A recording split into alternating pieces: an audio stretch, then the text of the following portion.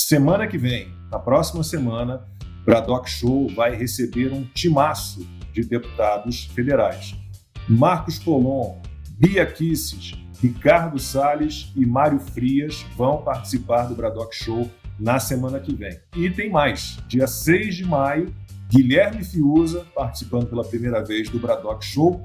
E no dia 8 de maio, meu grande amigo, grande jornalista Silvio Navarro participando do Braddock Show. Braddock Show!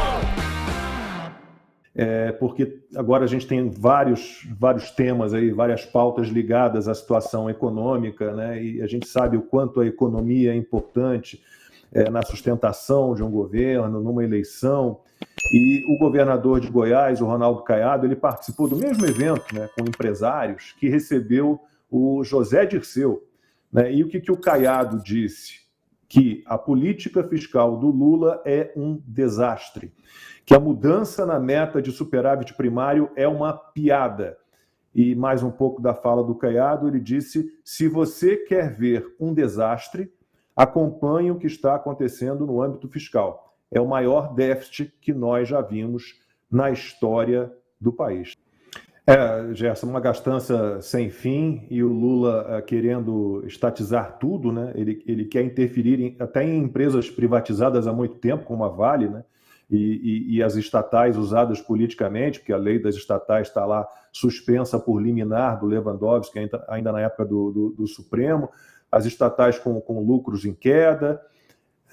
É o mesmo filme de terror que a gente já viu não faz tanto tempo assim.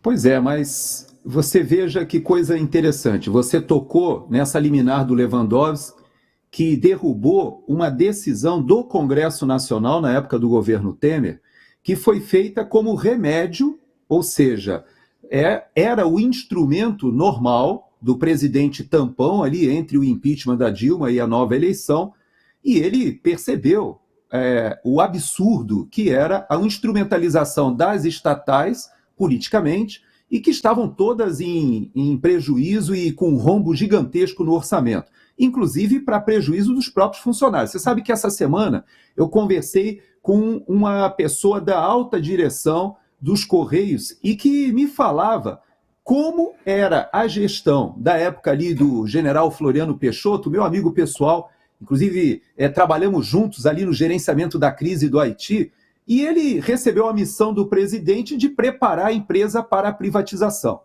Trabalhou, e é interessante que até sindicalistas do PT falaram que reconheceram o grande trabalho que foi feito na gestão Bolsonaro para justamente recuperar a empresa. Só para vocês terem uma ideia, eu estou vendo aqui uma matéria da Agência Brasil do dia 12 de setembro de 2022. Diz assim: após lucro recorde de 3,7 bilhões, Correios distribuirão ganhos a empregados. Matéria agora, de 28 de março. Correios tiveram prejuízo de 597 milhões em 2023. Então você vê todo um trabalho que foi feito para transformar os Correios numa empresa competitiva, tanto que havia interessados em comprar essa estrutura logística de presença nacional com uma capilaridade imensa, e hoje eu ouso afirmar que talvez nem tenha possibilidade, mesmo que o governo quisesse, seria muito difícil essa privatização na situação que a empresa se encontra. Isso é a mesma coisa com a Petrobras, que está sendo cerceada até na sua estratégia. Interessante que essa semana eu vi uma declaração da Marina dizendo que a Petrobras ela não pode mais ser uma empresa de exploração de hidrocarbonetos de petróleo, ou seja, ela quer que a Petrobras seja o quê? E então, os próprios petistas que querem estatizar de novo, como você está colocando, eles estão impedindo, por exemplo, que a Petrobras possa explorar a margem equatorial, que está ali a Guiana explorando, todo mundo, Venezuela brigando com a Guiana, a própria Guiana francesa agora já entra nessa disputa também, e o Brasil está ali com uma série de entraves criados pelo próprio governo petista. Então, é uma bateção de cabeça gigantesca. A gente está observando que no Dilma II, quando ela sofreu impeachment, veja que a reeleição dela já foi uma excrescência, mas os primeiros 14 meses do Dilma II, ali quando ela sofreu o impeachment, ela elevou a dívida em 765 bilhões.